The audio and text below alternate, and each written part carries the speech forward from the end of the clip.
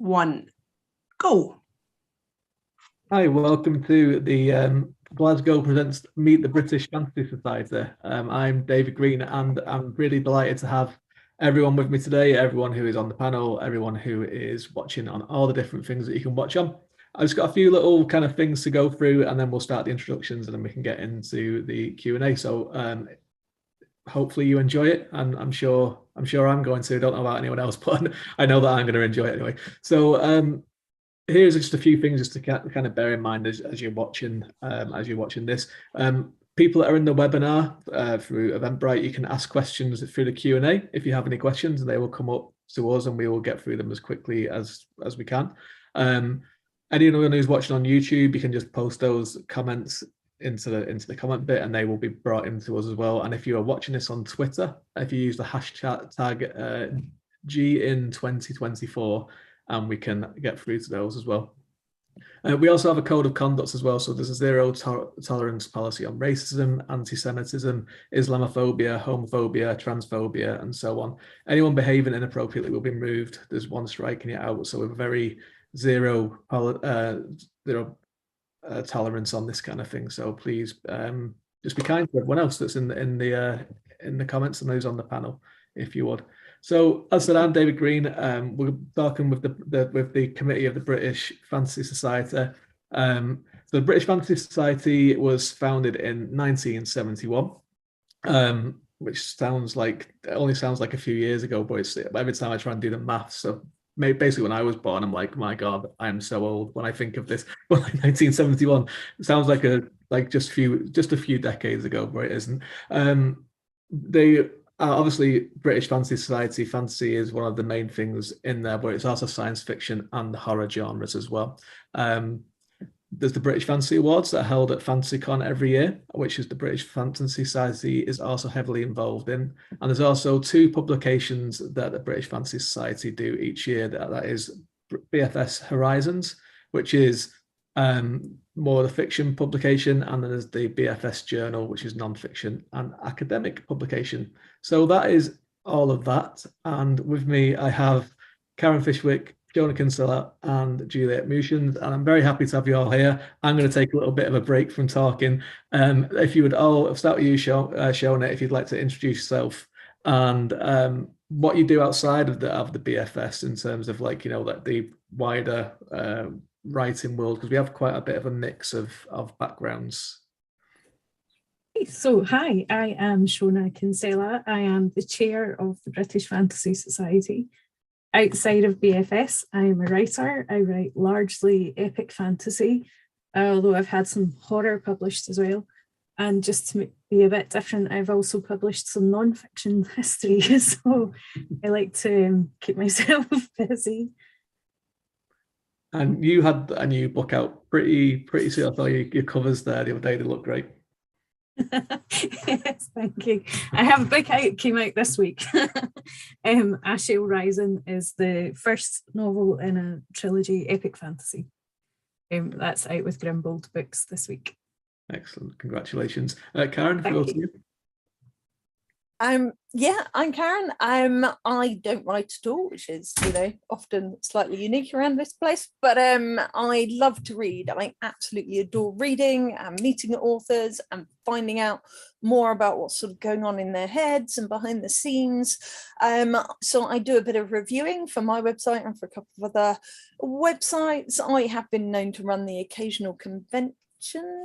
And also I do a bit of sort of proofreading, line editing, that kind of thing, mostly bizarrely for role-playing games. Yeah, that's me. Excellent. It's always great to meet readers. I was like, you're a reader. It sounds like phoning on people. What do you like to read and that kind of stuff? Juliet, with will to you. Hi, I'm Juliet Mushens. I'm the president of the British Fantasy Society, and I'm also a literary agent. So I am also not a writer. I have zero interest in writing, but I run my own literary agency, Mushens Entertainment, and we represent a real range of authors. So on the science fiction, fantasy, and horror side, writers like Jen Williams and Laura Lamb and Sarah Ella Reefy and Taryn Matheru. And then outside of genre, I represent writers like Richard Osman, Jessie Burton, who wrote The Miniaturist, and quite a lot of historical fiction. So yeah, it's an interesting not being one of the writers, because there are definitely a lot of writers around, but I like to think I bring a unique perspective to the role. Excellent. I forgot I didn't really introduce myself either. So I am a writer. So I'm with Shona, and we're kind of similar because I do epic fantasy, and I also started writing horror short stories and stuff when I first started. But I don't really do those anymore because it's just the epic fantasy just kind of takes over everything. It really does. We're working hours and I'm just figuring out all this stuff all the time. So thanks everyone for joining me on the panel, and everyone who's watching. And obviously, if you want to get those questions in, do so, or your comments. I have a list of questions to go through with all of you. And if we end up just talking about other things completely, that is perfectly okay as well. The less amount of talking I have to do, the better. So but we'll kick on. So what I wanted to first kind of talk about was obviously the committee that runs the BFS changed last September. So you're coming into your first full year where you've been kind of in charge of the BFS and looking into things. So the first thing I really wanted to kind of talk about, and this is kind of like an open kind of question, was what is it you've been, if you think about what the BFS was before you came into the current roles that you're all doing, what is it that you would like to have changed and grown, and what are your kind of main focuses on when you're looking at the society?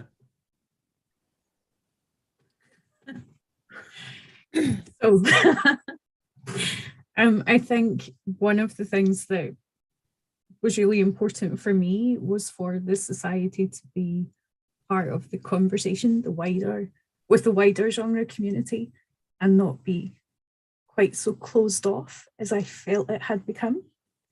So that means working with small presses, working with other fan organisations, and just being more present online, at events, things, being more open, I think, is the key thing.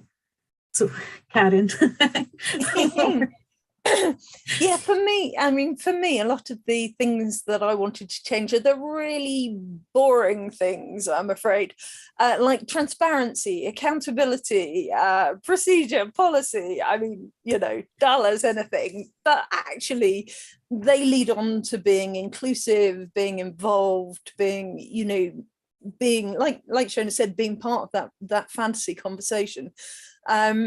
Because if nobody knows what we're doing and nobody knows what we're about, then there's no reason for anybody to want to get involved in what we are doing and the good work that has been done by the British Fantasy Society over the years. People don't always know about it or know, oh, that was the British Fantasy Society. And even people who come to FantasyCon, which is our convention, don't necessarily go, oh, I should be a member of the British Fantasy Society. Look at their fabulous event.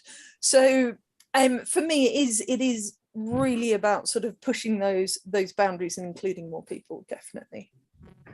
Yeah, I think that obviously Shona and Karen have stolen my answer, which would have been I would say it's probably building up what they've already said, but outreach and growing the membership was something that was really important to me, and I know that was a shared goal for Shona, Karen and John as well. So feeling that we were attracting younger members and new members and older members, and really making sure that people who hadn't been part of it before felt that they could be included. And one of the really fun things that we did, I'm sure we'll come on to this in more detail later, but I think running online events for British Fantasy Society's Golden Jubilee this year has been really rewarding as a way to increase our outreach. And also I had a lot of fun going to Dragon Meet, and we signed up, Karen and I signed up quite a lot of people who are into tabletop gaming, but who actually, when they stopped by, were like, wow, we didn't know there was a society that dealt with this, and they joined. So I think definitely increasing that outreach and growing the membership was important to us.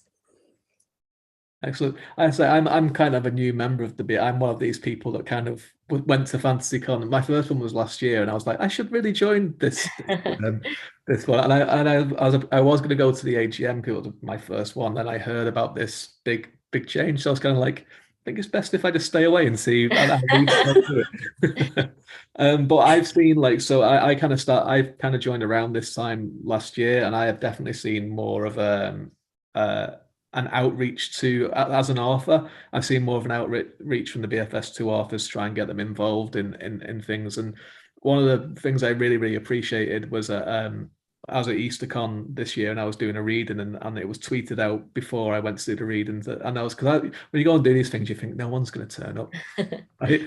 And people did, because of the tweet, and I thought it was really really nice, because it didn't happen at FantasyCon the year before. So, when you're kind of drawing up your lists of things that you kind of want to change and want to tackle, obviously there's priorities and there's bigger things and smaller things. But was there anything that individually that wasn't mentioned already that any of you was very, very kind of keen, that was like, this is something I really want to kind of drive through as quickly as possible? I think growing the membership was something that from the word go we were really keen to do. So looking at ways to increase the numbers, how could we had a lot of conversations about how do we go out there and get more people to know about the BFS. And also, like you, David, a lot of people come to FantasyCon without knowing that the BFS are part of it and about joining the BFS. So we really quite strategically sat down and were like, right, how can we do this? We set ourselves a goal and we decided what things could we do to try and get new members along. And that has been something that I think we're all pretty proud of managing to do, is grow that membership. Yeah, I mean, I've definitely enjoyed, going to a number of events. We were at ChillerCon and EasterCon. Shona was at EasterCon with me as well, and it's been nice to kind of have those grassroots conversation with people saying, what do you want out of the BFS? Where are things going for you or not going for you? What do you want? What can we do? What do we do that you don't know about? So yeah, I think that face-to-face contact can't be underestimated. But I think also, for me, it was a lot about, in the role as secretary, a lot of it was about the internal conversation with our members, as well as the external conversation with potential members. So, sure. We did a survey asking people, how would you like to hear from us, of our members and our potential members, really sort of getting an idea of what things are you reading? What are you not doing? If we're sending out these membership bulletins every month, are you reading them? Do you still want them? Is it an instant to junk for you? What can we do to make sure? Yeah, absolutely. And we know, and again, it's not a criticism. Those who went before, the secretary before had stepped down sort of 6 months before FantasyCon. So when I stepped in, there hadn't been a secretary in role for a number of months, which nobody's fault. It just happens that way. So sort of trying to make sure actually those things like our monthly emailed bulletin, to our members goes out every month, and that we're checking whether people are receiving it, or looking at how that's working. And we, so it is really nice to kind of make sure there's an internal conversation going on as well as that external conversation. We have our first question, so we might as well deal with these comments. This is from Annabelle and Omar. They want to know if just switching, and I've actually not got this question down, so this is a good one. And it comes off of Karen talking about going to events and everything. Do you have any specific plans for Worldcon, or is that a bit too early to kind of talk about yet? Because it's Worldcon, there's Worldcon this month as well, isn't there? There's this Worldcon in August, and there's next year, and obviously the Glasgow one. So is there any plans for any of those? Apart from, obviously we'll be attending Worldcon Glasgow when it happens, because we know it will. But the other one that we are attending, related but slightly different, is World Fantasy Convention. So I will be at World Fantasy Convention in New Orleans later this year, because too many hats. HWS hat on for a second. We are bidding to run World Fantasy Convention 2022 2025, which we are hoping the BFS will agree to partnership on us, but obviously there's a process that we go through about consulting with members and what have you. So, you know, not guaranteeing anything, but hopefully, fingers crossed, if we win the bid this year, then we will be talking to BFS members about whether we can combine FantasyCon with World Fantasy Convention in 2025. So I think going forward, working with WorldCon, that to some extent, assuming, you know, fingers crossed that we get the bid confirmed, you know, that's something that we're going to be talking to WorldCons about, how we promote that and how we're doing that. So I think that will be part of a big conversation. But I'm sure Shona has other plans as well. Yeah, I don't intend to be at WorldCon this year.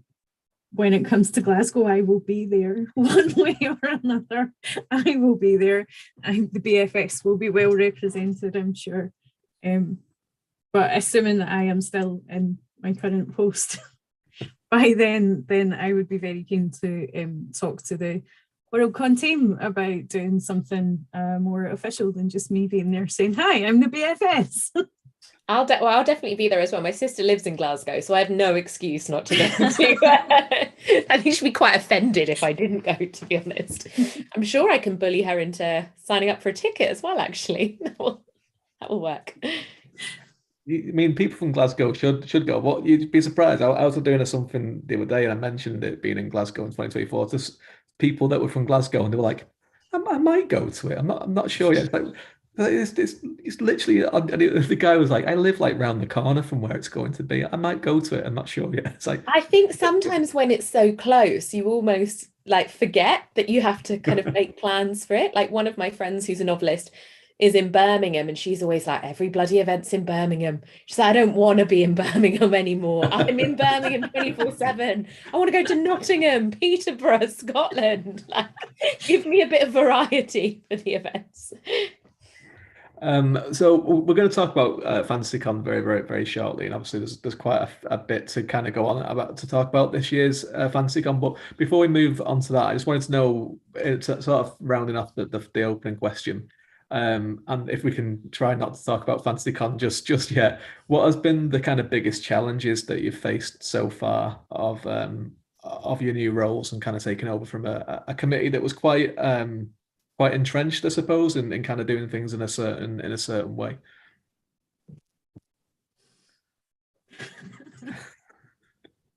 I think one of the, sorry, Shona, do you want to go? No, you go ahead. I was going to say, I think it's always challenging coming into a new role on any committee. I am on quite a lot of committees, and I'm on one actually that about 5 years ago got rid of the committee that had been on it for 20 years and brought in an entirely new committee. And I think there's always a portion of playing catch up, you know, like some of the systems and some of the processes, trying to figure them out, and also trying to figure out, is this the best way to do this? Or is it just, this is the way it's always been done before, so that's the way we have to do it? So that for me was probably one of the challenges, and also making sure that we were getting to know any comments and concerns from the existing membership, were there any things that they felt hadn't been done before that we could do, and also being in a pandemic. I mean, we would have loved to have had more physical events, I think, over the past year, but it's been so challenging with, I think all of us have had COVID at least once this year. There's been at least one sickly face on a BFS committee Zoom at pretty much every other Zoom. So I think that was something, you know, figuring out how can we deal with the fact that we can't really organise in-person events in the same way we might want to, and that's where the online strand has come in. I think there was a fair amount of things had just been done the same way forever, and no one had really questioned if it was the best way to do it, because it was just the way it was always done. So quite a lot of what we've been doing this year is looking at every role that the society fills and saying, is this the best way to do it? Is there another way that would be more efficient or more rewarding? And really going back to basics on everything. So it's been you know, it looks as though maybe not so much has happened on the outside, but an awful lot of stuff's happened on the inside. We're So working on much. updating processes and trying to make things more efficient so that then we're able to do more effectively outwards. Yeah. That makes sense. Yeah, I mean, Shona has been brilliant sort of recruiting more volunteers. Because although we sort of have mentioned a few times the committee. So the three of us plus John Dodd are the exec. So because we're a limited company, we are the directors of the limited company. But actually we have a wider committee who do all sorts of brilliant things, from being editors of a publication or social media. You mentioned tweeting over EasterCon, you know, I gave Jen a list of members are doing stuff. And she, bless her, at home without being at the event, tweeted all of the things at the right time and scheduled all the tweets for the right time, you know, so we couldn't do as many things. We've got new volunteers who have come in, who are offering their skills and talents and finding ways to sort of make a bigger and more effective team, you know, so that actually we as the exec are not necessarily trying to do every single thing by ourselves, because, you know, we're all volunteers and nobody can possibly do everything you would want to do yourself. So it is having a bigger team. It is the communications and the delegations amongst that team, which is both exciting and, you know, sometimes challenging, but in the sense of making sure, we made that decision, did we tell anybody? So I suppose from a personal note, my biggest challenge is we've had a lot of meetings, really quite a lot of meetings, both exec meetings and committee meetings, and as the secretary I take minutes for all of those meetings and hopefully remember to send them or share them, or yeah, so you know, that's kept me entertained anyway. But actually it's been, you know, as the team's got bigger, it has been lovely to kind of meet new people that I haven't met before who are interested and, you know, enthusiastic about doing things for and with the British Fantasy Society. So, you know, we are loving that. We still want more volunteers. If anybody's thinking, oh, I could volunteer, please do. We need them. You know, and it is part of that, again, being bigger, doing more. But we can only do it with volunteers, you know, alongside us. But that's one of the important things for people to kind of bear in mind, isn't it? That even people that are members and see the emails come out and they see different changes, that we only see a little fraction of it, of everything that goes on behind the scenes. And especially when there's a new committee coming in and having to plan things and having to change things and all this, we just see the tip of the iceberg, and there's a whole big chunk of stuff going on beneath the surface. So yeah, if anyone wants to volunteer, where could they get in touch? Is it just an email, little drop in line, or? Yeah, if they email me at chair@britishfantasysociety.org, or, you know, tweet me, message me on Facebook, whatever. Carrier pigeon, she'll take it. Whatever way you want to volunteer your services, just get in touch with me. Excellent. Okay, so before we start talking about FantasyCon, questions come up from YouTube, which has interested me as a selfish writer. I was like, I like this. So the question is, I'm not sure who it's from, but what do you think the BFS can do to promote the talented authors among its membership outside of the cons? It's a good question. So one of the things that we do is we review books. So our website is always updated with reviews from our lovely reviews editor, Sarah, who is just brilliant at coordinating everything. So members can certainly put in a review request, send us e-books, whatever. Sarah will do her best to get a review up for you. And we will always try and get it as close to publication date if possible. If that's of use to people, we can run giveaways. We have been talking to a few publishers about doing that recently. So if members who are authors wanted to do a giveaway with us, you know, we can do it on social media or through our website.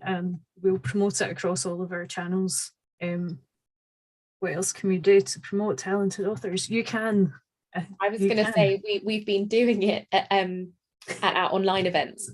So Shona and Karen, myself and John have been making sure that we're scheduling members on some great panels where obviously they are plugging their books, so we can talk about what have you got coming up, what have you got coming out, because we're aware obviously the convention is just once a year, and also some people for accessibility reasons or affordability reasons can't come to the convention, so we always want to make sure that there's a digital offering. And that is another way that I definitely know whenever I've moderated one of those panels, I'm like, and can you tell me what project you have coming out next? And it's available from all good bookshops, you say. Okay. Yeah, we've also, I know I've mentioned our monthly bulletin. Obviously, I'm slightly biased on this, but we have a members news section in the monthly bulletin, which goes to every member of the society. So while that's perhaps not the biggest audience, it's certainly a fantasy dedicated audience. So, we absolutely encourage people to let us know about what their projects are, and we can put just a paragraph saying this is what they're up to, here's a link to buy their book or see their project, and hopefully sort of help get the word out there a bit. You also have the email that you can send out when people have a new release. I think the author can go on there and push that through themselves, kind of, which I actually keep forgetting to do, because I had a book out last week and I'm always like, I need to do this, and I keep forgetting to do it. So I will. Here we go. Here's a way for us to boost our talented members outside of cons. Can you tell us a little bit about your book, David? I don't know. Well, you've made me blush now. Yeah, it's out now. That's just look for my name. What's it called? I'd show you a copy, but I don't have it yet. So it's called Path of War. It's the second in my epic fantasy series. So it came out last week and it's doing quite well. It's doing all right. It's getting some good reviews and everything. So, but anyway. I saw my opportunity and I took it. Thank you. It's available in some places on the internet. So FantasyCon, we'll move on to FantasyCon. You've really made me blush. My ears are burning. It's one of my skills in life is making people blush. Oh my God. So I'm so warm. Okay. So FantasyCon.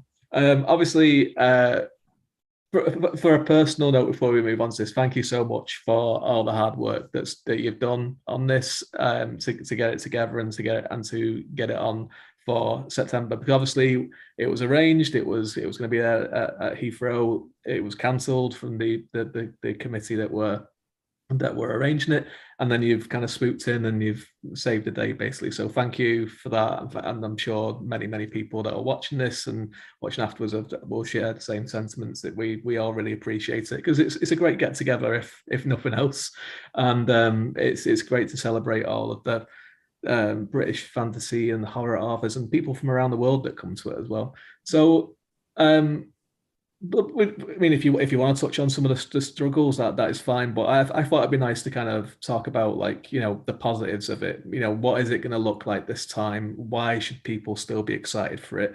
And a little bit about what you've had to do to kind of get this together in such a short period of time.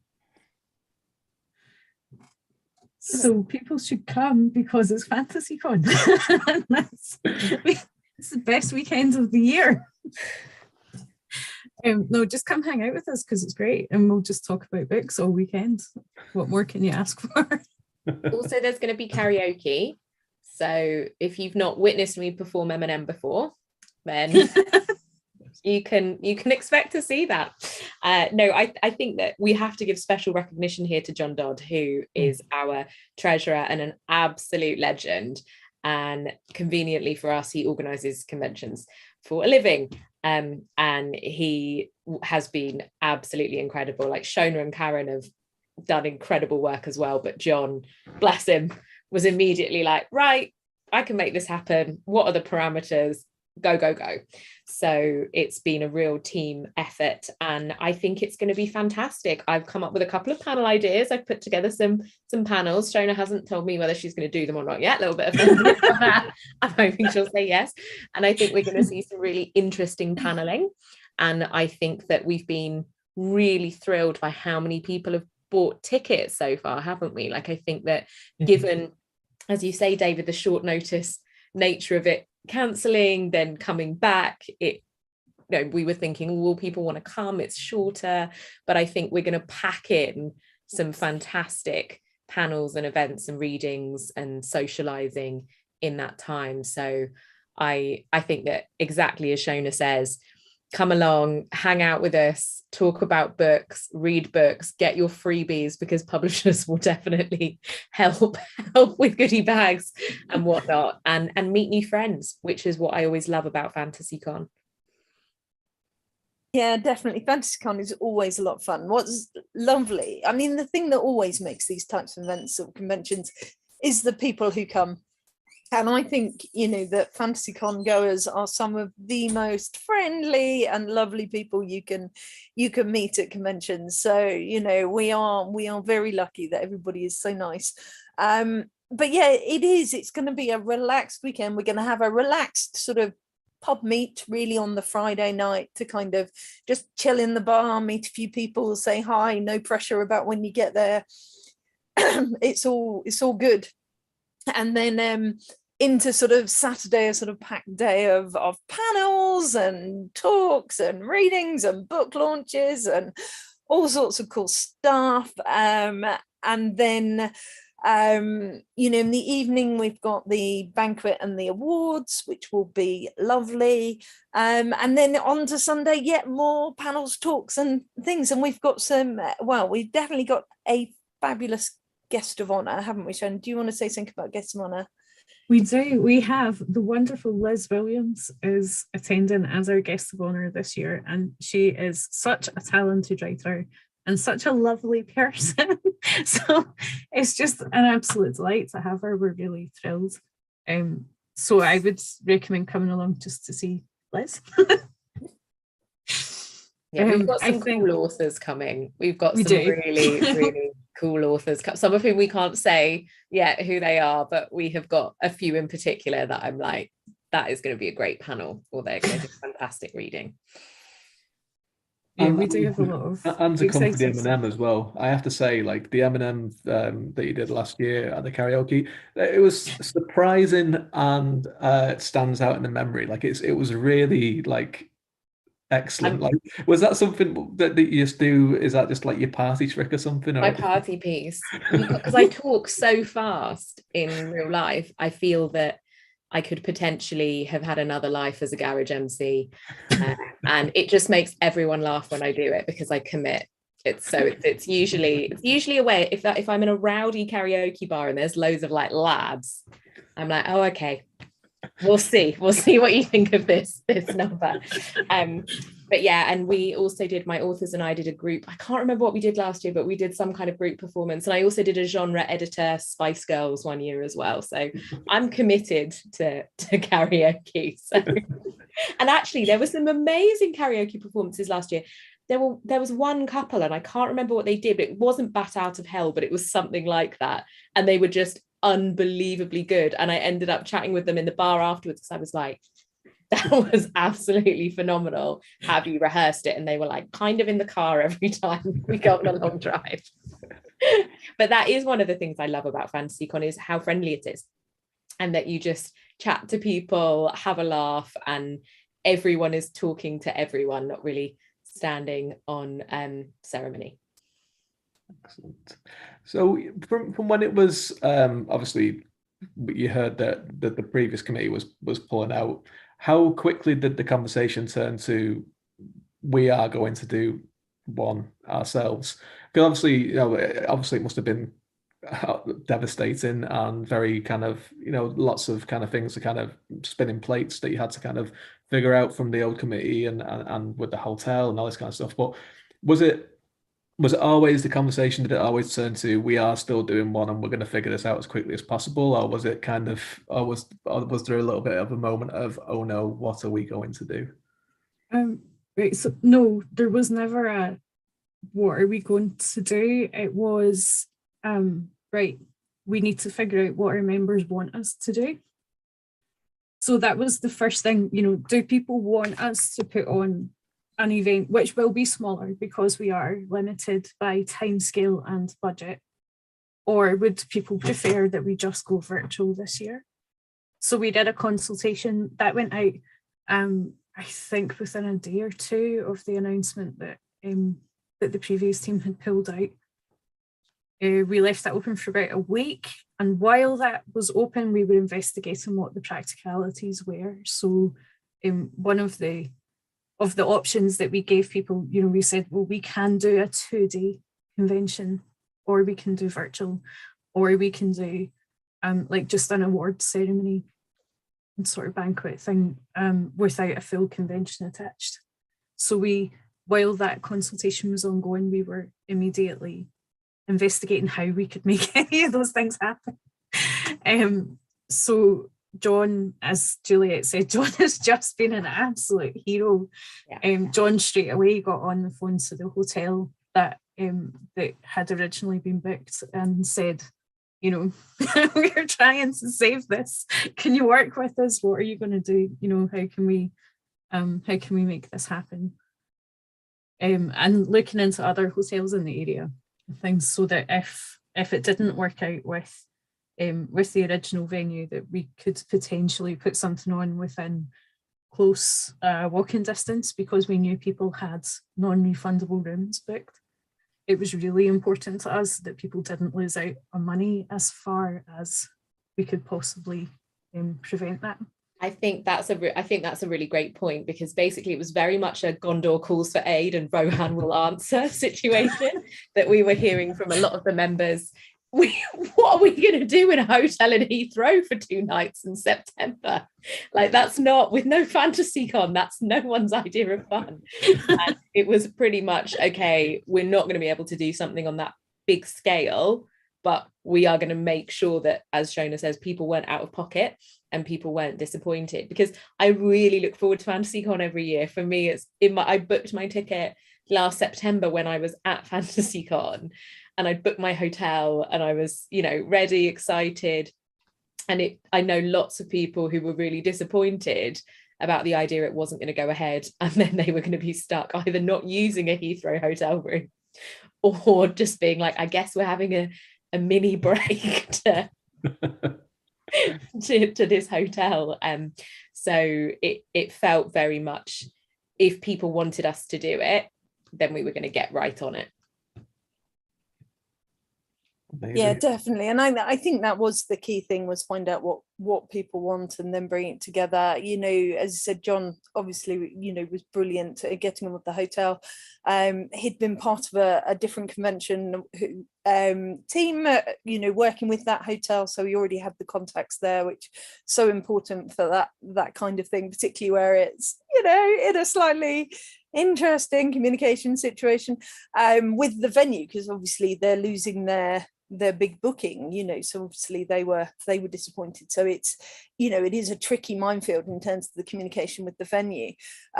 So yeah, John managed that brilliantly, and as I said, luckily already had the contacts. And what he's suggested and what we're looking at is, so for those of you perhaps know the convention hotel, perhaps from EasterCon earlier this year or from other conventions have been held there, it is a big spread out hotel with lots of tiny little rooms, but actually we're using an area of the hotel. So, we're not going to be spread out with sort of one activity at one end of the hotel and the other activity at the other end of the hotel. We are very much going to be in one area of British Fantasy Society, FantasyCon excitement, which I think, although it's a big hotel and it will be a smaller convention, it will still feel like perhaps a bigger convention, if that makes sense, in the sense of you won't be rattling around in a massive space. You'll actually be quite compact. You'll be able to see the people. You'll come out of one room and go, oh, hello over there. So you won't necessarily, you will feel perhaps like you're not with the rest of the hotel goers who might be there, and more in a FantasyCon area, as it were. So I think that will really help with the feel of the hotel. So, people who knew the hotel might be worried about that, but don't worry. I think it's going to work really well. Excellent. We've got a question from Omar about FantasyCon. He asks, what one piece of advice do you have for someone planning on attending FantasyCon for the first time next month? Obviously, the first piece of advice is join the BFS, but other than after that, what is the next piece of advice? I have a piece of advice, which is don't overschedule yourself, because I think it can be really tempting to look at the program and be like 9 a.m, 10 a.m, 11, 12. These are all the things I want to do. Yeah, then I'll be doing karaoke and M&M potentially with Juliet. And then I'll be doing this and then I'll be doing that. And actually you end up so exhausted. So I would say for me, having been to many, many conventions over the years, both in fantasy and other genres, is playing it a bit more by ear. But definitely thinking to myself, these are 1 or 2 things I cannot miss. And then I'll just see how I feel. And making sure you take some time to just hang out in the bar or hang out in the restaurant, have a coffee and just chat to people, because I think that's sometimes as valuable as all the panels. Yeah, definitely. I agree. You cannot underestimate the advantages of networking in an industry like publishing. You know, it is a relatively small industry. You know, a lot of people do know other people, which on one hand is a little bit scary. You know, you can upset someone and that's it, you've upset everyone. But no, I mean, you know, when you meet people and you kind of get to know people and you get contacts, and you know, I'm not saying go into the bar and give a full-on pitch to like 6 different publishers and expect them to sign you up there and there, because that probably doesn't happen. But I do know one author who's completely new, debut author, you know, never been published, came to FantasyCon, got a publisher who was interested, then on the back of that got an agent who was interested, and following that was published.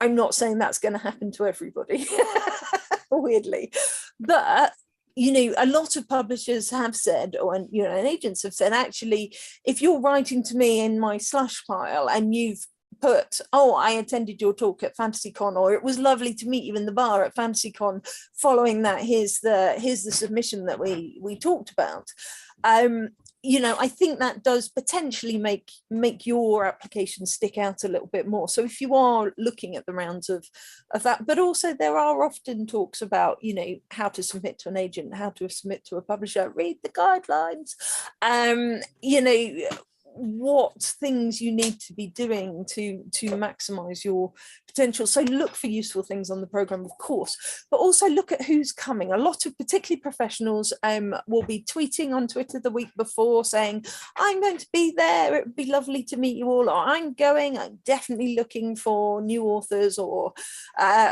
you know, not, and particularly people are advertising the fact that they're going there on their own social media. You know, you've got to get over that imposter syndrome and take into account they're saying it because they want you to know. They want people to know that they're going to be there and you should take part in whatever they're doing, even if it is only their karaoke. You know, that they want you to come to their panels and hear what they're saying, or they want you to chat to them in the bar. So I would say be open to those networking opportunities, and you know, don't be shy, you know. Yeah, that would be my advice, is don't be shy. In my experience, FantasyCon is just the friendliest place. And certainly I attended my first FantasyCon in 2017. I had one book out. I knew no one. Like, I was not at all like active in the community. I kind of knew about 3 people on Twitter. And people just welcomed me with open arms. And I made some of my closest friends today from FantasyCon and from the BFS. So just be open to that, talk to people, and don't think that you're not well known enough, or that you belong, because we all belong. That's the beautiful thing about FantasyCon. We are I think a family that's full of weirdos. Well, no, that's one of the nicest things about it, actually. Like, I remember last year I ended up having a really, really long conversation with a guy who was into kind of like reenactment and stuff like that. And we didn't actually really talk about his books at all. We didn't really talk about the fact I'm an agent. We just had a really nice conversation. But I always think fondly of him. And if he ever sends me a book, I'll probably be like, it's a nice man I had the conversation with about reenactment. And I think that that's one of the things I'd say to people is, like, you know, sometimes it can seem, you know, a bit scary or a bit intimidating. We're like, oh, there's publishers, or there's agents, or there's other writers, but actually just remembering that we're all people. So, you know, a kind of conversation about like, oh, have you tasted how horrendous the coffee is, or that queue in the bar, that was a nightmare. Like it's just kind of building those relationships and building that rapport. Yeah. My first one was last year, and I was like you, Sean. I had one book out at the time, and I'm also one of those people with imposter syndrome, and also one of those people that are scared to talk to agents. And usually, when they talk to me, I'm like, I don't write anything. Goodbye, and I run away. But like, it was actually one of your authors, Juliet. I was on a panel with him, Peter Newman, Peter and Newman, yeah. I turned up at the hotel on my own. I didn't know anyone. I knew Pam Livingston, who was coming down later on that day. And I was just kind of sat at the pillar, just like having a little drink. And I heard someone going, does anyone know who this David Green is? Because I'm on a panel with him. And I was like, that's leaning from behind the panel. literally like that, like, hi. And then like he was like, oh, come and sit with us, do this. And like, it was great. And you get lots of advice as like as a new author and even not as a new author, even as someone, if you're just kind of coming out into the wider kind of world of this society and all this kind of stuff. Everyone was so welcoming, and I had a great weekend, and yeah, I'm just really happy that it's back on again. So thank you everyone for doing all the hard work and getting that sorted out for us. We all appreciate it. So moving on, because it's not only FantasyCon that you've kind of got going at the moment. You have the Jubilee event as well, which is fast approaching. So I think it'd be a good time just to kind of tell people that are here, because we have quite a lot of people watching at the moment, actually, just a little bit about what's going on with it and why we should be excited about it. So we have been doing a series of online events to celebrate our Golden Jubilee, which was actually last year, but we're celebrating now. So this time we have got 3 panels and an interview. I think we could maybe exclusively reveal who our interview is tonight, couldn't we? Can I? Yeah, go for it, Karen, you tell them. Okay, so this guy, he's one of my favorite authors. I appreciate he is more well known in America, but I adore his books. They are absolutely amazing. And if you haven't read him, you should totally. Before the 13th of August, go read everything he's written. Good luck with that. So it's Lee Modesitt Jr. And Lee Modesitt is the nicest person. When you meet him in person, he is like the granddad you always wanted. He is such a nice guy. But he really kind of pitched some of his fantasy writing on making an economic system that works. So you have your fantasy hero who goes off on his quest. Well, that's lovely, but he's like 12. What job is he doing? How is he paying his way? How is he eating? How did he get the money to buy food? Where did the food come from? He's really someone who kind of asks those questions and refuses to accept probably magic. So has such realistic and detailed world building, but on top of that writes really interesting characters and really interesting adventures and things that go on. It's not just a guy sitting there making money or whatever. They actually do go off on their adventures. So yeah, I love his writing. I think he's brilliant. So if you've not met his work before, this is an opportunity to find out a bit about him and maybe read some of his stuff. He's written a lot, really a lot. So Spell Song Cycle's the best. You see, I love his Recluse series, but they're all good, so it's fine. So we're very excited about having Lee Modesitt Jr. as our interviewee for our next Jubilee event. We will also have panels on environmentalism in sci-fi, fantasy and horror, economics in sci-fi, fantasy and horror, and political systems in sci-fi, fantasy and horror. So it's going to be a really full day. And amongst all that, we'll have about 6 readings from authors new and more experienced, and we'll top it all off with an open mic and social session at the end. So it'll be a jam-packed day of really exciting stuff. It's all done on Zoom. It's free for members or £5 for non-members. And it's the same Zoom link for the full day. So you can attend for as much or as little of the day. You can pop in and out over the course of the day as you're free. And they're just so much fun. They're really, really good. So come and join us. and, you know, consider joining the BFS and becoming a member where you get these things for free. Excellent. Okay, so we're going to move on to a couple of other questions. So Ruth Booth has also touched on, actually asked a question which I was just about to bring up, which is about diversity in the BFS. So from my point of view, as someone who just joined last year, the new setup of the BFS seems a lot more diverse than the old one did. You know, not just in obviously how way people look, but how people are as well. You know, you know, there's people with lots of different backgrounds and everything that are being made up in this new committee, which is amazing to see. I mean, you only have to look at something like today and see that I'm the only man here, which is very refreshing, because usually it is mainly always men at these kind of things, just talking about having beards and being bald. So no one wants to hear about that. So well, actually, it's embarrassing. One of the panels that Shona forgot to tell you about is on having beards and being bald. No, I'm joking. Oh. I'm joking. And you didn't ask me to do it. I have both of those things. So I mean, it's great to see that. I mean, you know, that diversity is a brilliant thing. You know, it's a brilliant thing for everyone. My personal point, you know, and I think a lot of people would agree with that. How important is this to the BFS going forward? Is it something that you are committed to, and was it something that was at the forefront of your mind, or is it just looking for the best people for each position, or was it that we need to kind of diversify the people that were filling these positions before?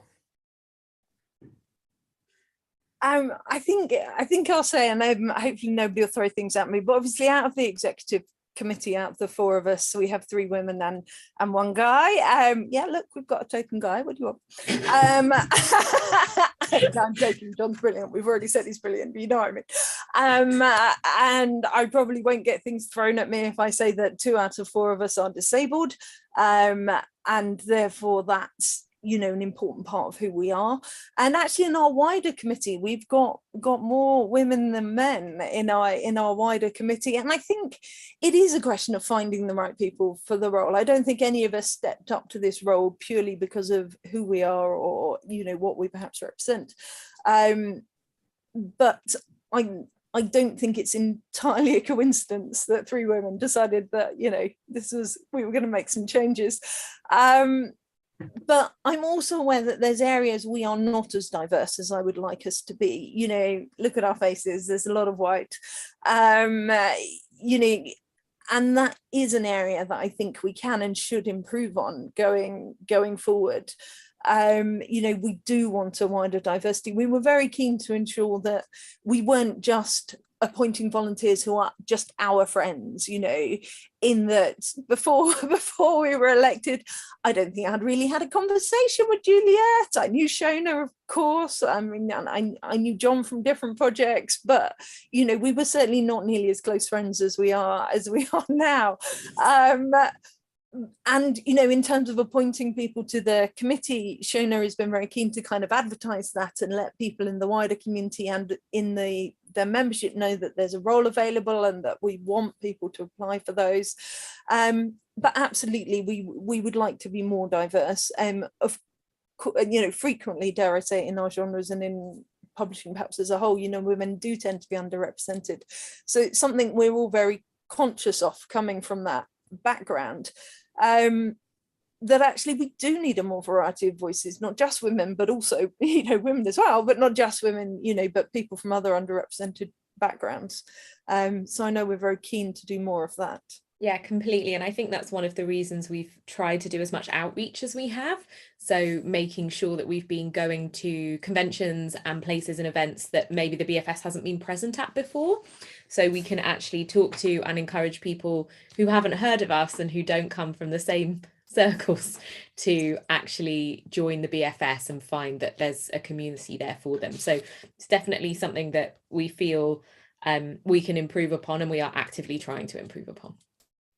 Yeah, at every level of what we do. So obviously we want more diversity, or we are keen to have diverse volunteers, but that comes from having a diverse membership. Mm-hmm. So, you know, we can't have a wide range of experience on the committee if we're not attracting a wide range of members in, which is part of the outreach stuff, but also that we're representing diverse members in our events and things, so that everyone feels that there's a place for them. Everyone should feel that the BFS is a safe place for them, that it's home, that it can be a home. So yeah, diversity at every level of what we're doing is really important to us. Yeah, and it's so important because I mean, obviously I'm a white straight man, but I'm also autistic. So when I see that other people that are being represented that are like me at these kind of things, it's really comforting because, as you say, it says to people that there's a place for everyone. And these kind of things, maybe a few years ago, I wouldn't have done because it was like, well, where's my place in this kind of thing? You know what I mean? Can I do it? Can people like me do this kind of thing? And when you see that representation, it's so important to everyone, and I think that's a brilliant thing. And when you see like the panels that you put on, and it's such like a wide, diverse bunch of people that are doing it, it's always so wonderful to see. So Ruth's question as well, she went on to a second point about it's not just sorry, I'm just pulling up the question there. It's not just in terms of diversity, in terms of you know, people's backgrounds, but in terms of what people do across the fantasy realm. So obviously in this panel we have a writer, we have a reader, and editor, we have someone who runs their own publicist company. Is that an important thing to do as well, to kind of bring in different views from different parts of what is the writing world? Because I think, and again, just correct me if I'm wrong, but I think from the old time, it was a lot of it was the background was we're just writers that were kind of filling these positions. And it was very kind of, let's look at it from a writer's point of view, which is wonderful, but there's more to it than just writing. Obviously, there's a lot more that goes on. So is that something that you're committed to kind of look at as well? Yeah, definitely. I think that one of the things that's been great about the new committee, if I can sing our own praises for a second, we have been brilliant. As Karen says, a lot of us didn't really know each other beforehand, and actually we come from very different circles, we have very different connections, and we have very different insights into the industry. And I think what's been helpful for that is I can potentially bring people in and also offer expertise on areas that maybe others can't, and the same with Karen with her background, the same with Shona with her background, and then the same with John and his background with, you know, gaming conventions and all of those relationships that he has. And I think that that's enabled us to offer some really interesting panels and enabled us to have some quite interesting conversations with people and bring in new membership, but also be really respectful of the history of the old membership as well. So I think that we all have a different area of expertise and it's quite complementary. Yeah, definitely. I mean, I think there is a perhaps an underexplored niche of getting more readers into the British Fantasy Society. You know, in that I love to read, I love to you know, have that insight into these amazing magical worlds that I couldn't possibly come up with. But meeting authors and finding out more, or what they've got planned next, or when's the next book coming out, you know, there's such an advantage to being a reader in a large group of writers.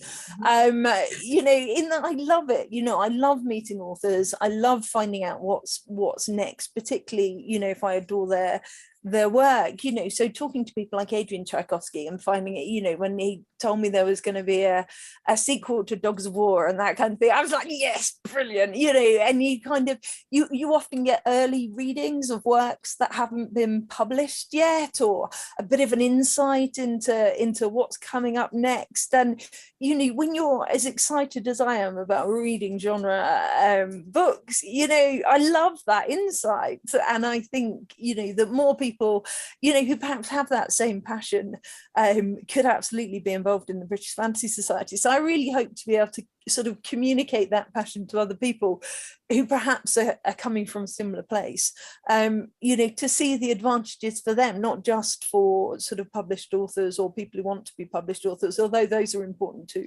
I would say we also have quite strong relationships with the small press scene in the UK. So we have several small presses who are members of the society, who attend our events and are active and engaged members of the society.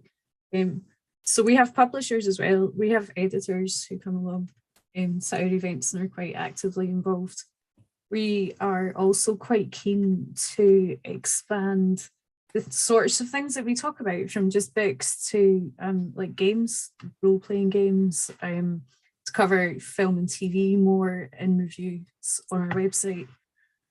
So there's lots of ways that we're expanding to make the society appealing to a wider range of people, and to add interest for their current members, hopefully to add more value for our current members.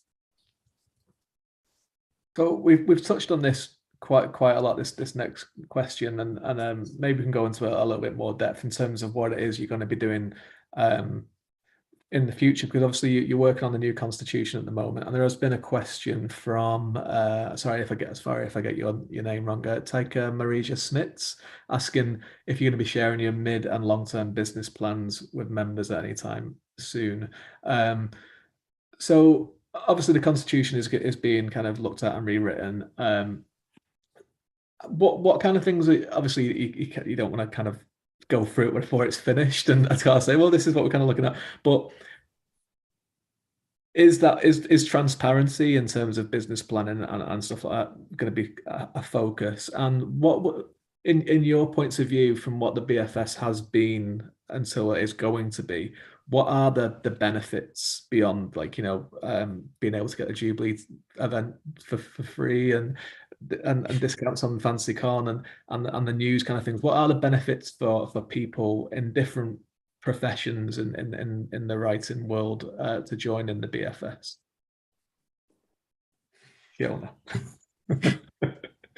So part of what we've done with the constitution is actually just make clear things that were already the tradition or the custom.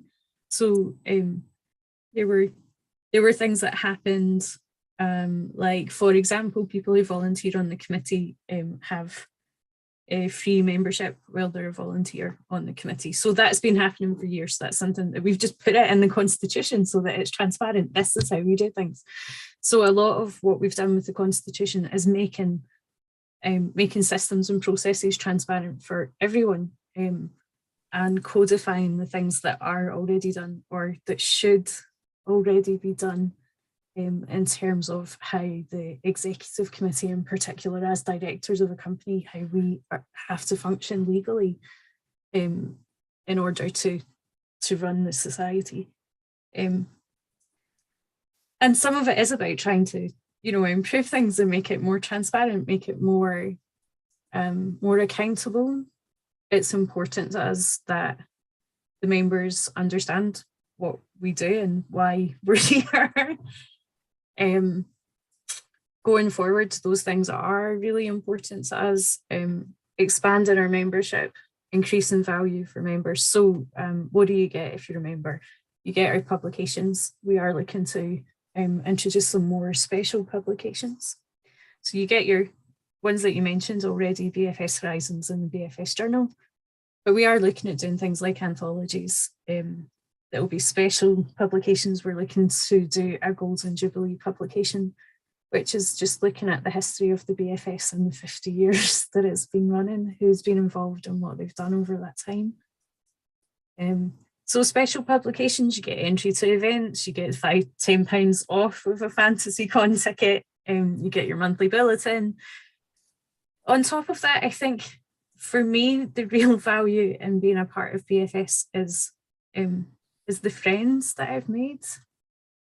You know, it has become a home. I know that sounds really cliched, right? The whole thing about your family and all this, but I think it's probably quite a common experience for writers to feel a little bit like we're on the outside all the time.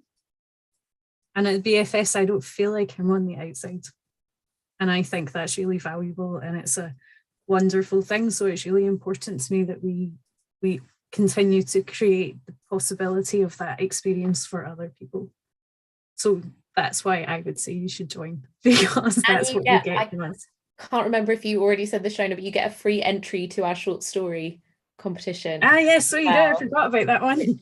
So I always think that's worthwhile to mention. And yeah, everything that Shona says, I completely agree. And I definitely think networking is really helpful. I've spoken to members who've then become friends with other members and, you know, be to read their work, or, you know, have met someone at a convention that then goes on to recommend an agent to them, or, you know, they meet someone who runs a small press who end up publishing a short story by them. So, and I think that there are some really lovely friendships that can be made. And some of my happiest memories at, you know, Fantasy Con are sitting eating pizza in the bar, just talking to people who are also fans of genre, about what we've read recently and what we've seen recently, and why we like it. So I think that we've been working on trying to improve value for members and what they're getting out of it. And I think that the Golden Jubilee events have been really brilliant. And we've had such great feedback from people who've come along to them. I remember the first one we did, I think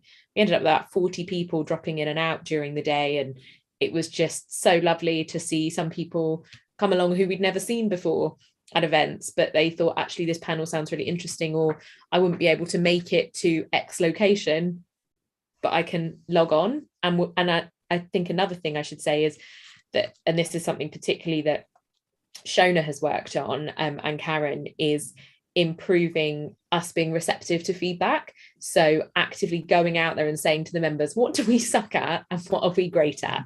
What do you want to see more of? What do you want us to shut up about?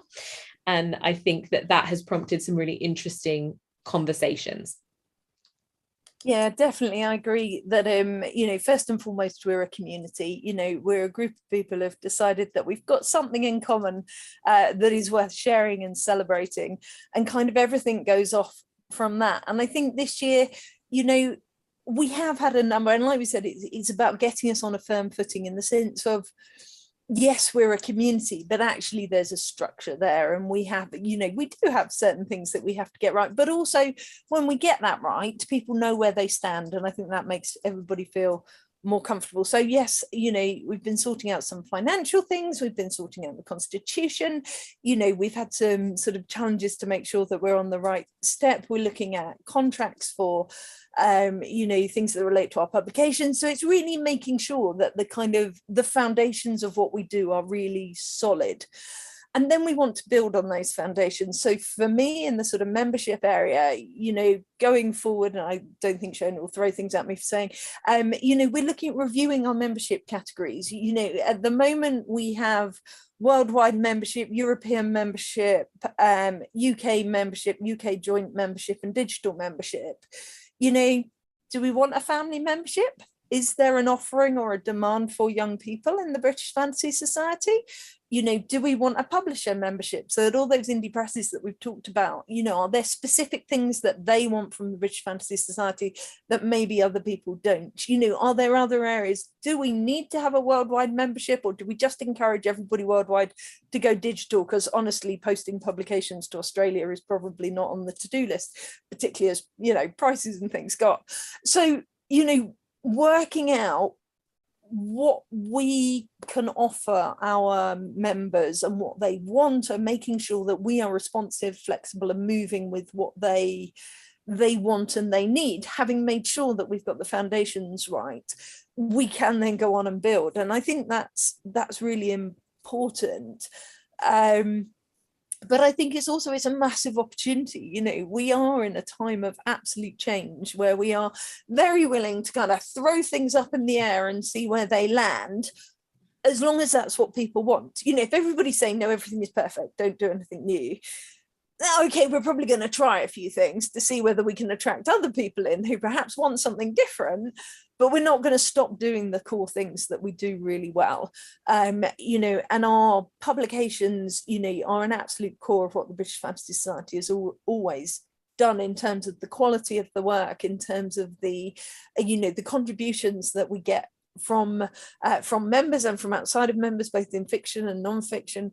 That's brilliant. And, we're going to build on the things that we're doing well, but actually are there opportunities to do more, or to do things differently?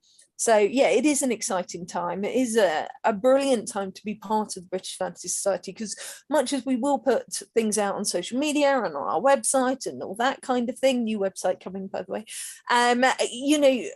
we will also primarily always be sending stuff to our members, always be asking our members, what do you want? And it's those opinions that we're always going to take most dearly, because, we want to hold on to the people who've already joined us and are already loyal to us. So yeah, definitely. Excellent. I think that answers Ed's question as well, because great timing. He asked, do we take foreign membership? So yes, but Yes. do it digitally, so we don't. Yeah, we definitely have at least one Australian member that I know of. They are a digital member, by the way, so I'm not posting things all the way to Australia as yourself. But yeah, we do have members all around the world. Obviously, our publications are primarily written in English. That is the language that we work in. But that doesn't mean that people can't join us. And obviously, with digital translators and things, there's no reason why you can't translate an ebook, I suppose. But yeah, this is it. So yeah, we are much as we are the British Fantasy Society, we are a worldwide organisation, definitely. Excellent. So I'm going to get to the last kind of question of mine. So if anyone who is watching who has got any questions that they'd like to ask, get them in there now, and we can get them before we finish. We're going to be finishing in around 15 minutes. Ed asks so we can translate English to American. No, I'm against it. So yeah, any questions, get them in there, and we'll try and get some before we wrap up at about 8:30. So I'd like to just kind of finish on kind of like a nice kind of question. Really, is obviously you come up to your first year in charge of the BFS.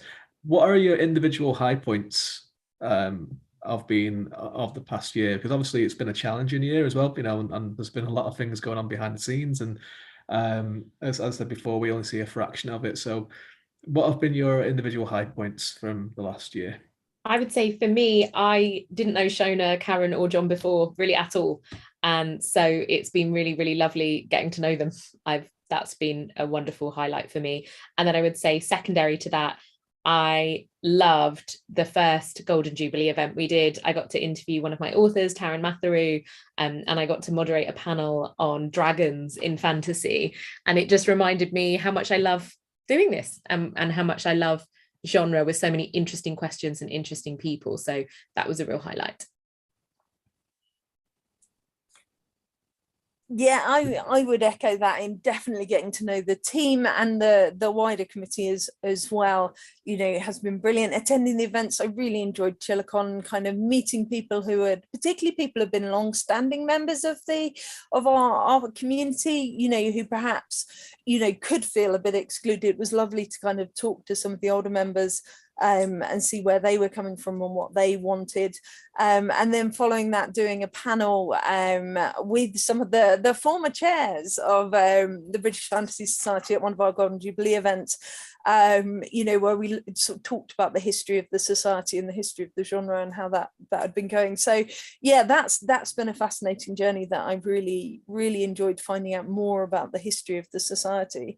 And talking to people about that has been really lovely. Yeah, I'd say Karen is absolutely legendary as well at selling memberships. Like I sell stuff for a living. That is my job. And yet Karen, I was like, there's no point me even competing. Like if we were having a competition about who was going to sign more people up, just forget about me. I might as well leave. Like we did Dragon Meet together, and I've just how much love Karen has for the BFS really shone through, and it was really wonderful. Like every person that seemed to just perhaps slow their pace within about 5 minutes was like, you know what, I will sign up. I'd love to do a panel, but I'll sign up now. I'm coming to the convention. I've got a short story. It was extraordinary to watch. Oh, brilliant. Yeah, I think getting to know the team. So like Karen and I knew each other before because we were both on the committee in other roles before we stepped up to the executive last year. So, but I didn't know John or Juliet at all. So I think we've gone from 4 people who kind of sort of knew each other, but were really committed to the BFS, to a well-functioning team. And I think that we're all the stronger for that. And I think the BFS is stronger for that. So that's probably been my favourite thing. But also the Jubilee events, I just loved it. Yeah, they're so fun. They're so much fun. And, you know, I don't get to a lot of conventions. I've been to EasterCon this year, but usually I only do FantasyCon because I have a young family. So I don't go away much. And having that, the online events is something to do in between conventions, a way to touch base with people and see people, albeit over a camera, that I would maybe not see for a year at a time. It's just been really, really lovely. So, so those are my favourite things from this year. So all the links for everything to do with the British Fantasy Society will be in the description on YouTube. The Jubilee event is coming up. FantasyCon is coming up. Get those tickets, and as well, if you haven't joined the British Fantasy Society already and you're watching this, what are you doing? Join the British Fantasy Society. Come and join us all, and come and watch Juliet do M&M in September, which will be legendary. I'm going to have to rehearse just to make sure I'm as good as last year. So before we kind of wrap up, and I have to kind of go through a few Glasgow 2024 things before we do, as Juliet also said before, we can try and plug some stuff that we haven't already tried to plug. So Shona, what is it? Where can people find you personally, not at your house or anything, but online? and what have you got kind of going on and coming up next for you? Sure. Well, you can find me on Twitter, Shona_Kinsella, or you can find me on Facebook, where I'm just open. You can be my friend on Facebook. The book that just came out was the first in a trilogy. The other 2 books are due out this year and next year. So that's the Vessel of Kaladin trilogy. My non-fiction book, Outlander and the Real Jacobites, came out in March and is about to go to paperback print. And and what else have I got coming up? Loads of things. Just watch me on social media. You'll get all the updates. Karen, how about yourself? So you can mostly find me at HWS events on Twitter, Instagram, me as Facebook, but do follow me, join me, friend me on social media. Absolutely, definitely that. I'm at a lot of events generally, so obviously we've got the Gone Jubilee event we've mentioned on the 13th of August. We've got another one in November. We've got FantasyCon in September. I've got World Fantasy Convention in November. We'll probably be at Dragon Meet in December. Next year we'll be at EasterCon. All over the place. Next year's FantasyCon, while we're plugging such things, will be in Birmingham and it's being run by HWS Events. Events, social media, I'm on all of those. And Juliet? You can find me on Twitter at Mushens. My company's called Mushens Entertainment, and there is nothing for me to plug because I represent over 50 writers. So we would be here for some time if I were to go through their publication calendar, to be honest. This pulls up a big list. But I can be really biased and say buy Jen Williams' stuff. She's awesome. I can't pick just one. No, I know. I can get away with that. We actually just got a little question just snuck in from none other than P.S. Livingston herself. Are the Jubilee events recorded? Yes. They are recorded. I haven't actually done the necessary editing and things to put them up yet because I'm just one person. but they are recorded, and it is our plan to eventually have them on YouTube, or at least sections of them on YouTube or possibly on our website. Yeah, possibly on our brand new website when it arrives. Shiny new website. When is that? Is there a date for that, or an ETA, or Soon, TM. No, yeah, we have a wonderful volunteer working on it. Again, you know, we love working with volunteers. Don't get me wrong, we are all volunteers. We love volunteering, but it does mean sometimes timescales not set in concrete. So yeah, it's coming together. But yeah, getting there soon. Excellent. Well, thank you everyone for joining me on the panel today. So Shona, Karen, Juliet, and everyone who's been watching in the webinar or on YouTube or Twitter, I believe people can watch it on. I'm not sure. Well, thank you everyone for coming on. I hope you've all enjoyed it. For Glasgow 2024, we will have hopefully we'll have a bit more clarity over things at Worldcon in the next few weeks, I think, or next week. And we will also be all at people that are volunteering for Glasgow, like myself, will be at FantasyCon. If you want to come and talk to us about anything to do with Glasgow, there will be other people there as well. So do just grab us and talk to us. We have some upcoming events on this channel coming up pretty soon. The next one is on the 18th of August, which is Miles Cameron Against All Gods. And then we have an interview with Patricia Jackson on the 9th of September. So those can be, again, you can get tickets through Eventbrite or to join the webinar, or you can just watch on YouTube. So keep an eye on all our socials for all the announcements that are coming up. All the links are in the details and the comments below. Check those out. And if you've been to this event, please, again, consider volunteering for Glasgow 2024. We're always looking for new people. It's a huge event. Obviously, we've started doing stuff for it in 2022. We've got 2 years to go of things that we're doing. So it's a big old thing that we're trying to get done. So any volunteers, you can get in touch with people through the social media accounts, through email on the website. Check it all out and we'll be happy to have any help. And we hope you all enjoyed it. So again, thank you from me and from everyone on the panel. And thank you, David, for brilliant questions, and to the audience as well. Thanks very much. Thank you.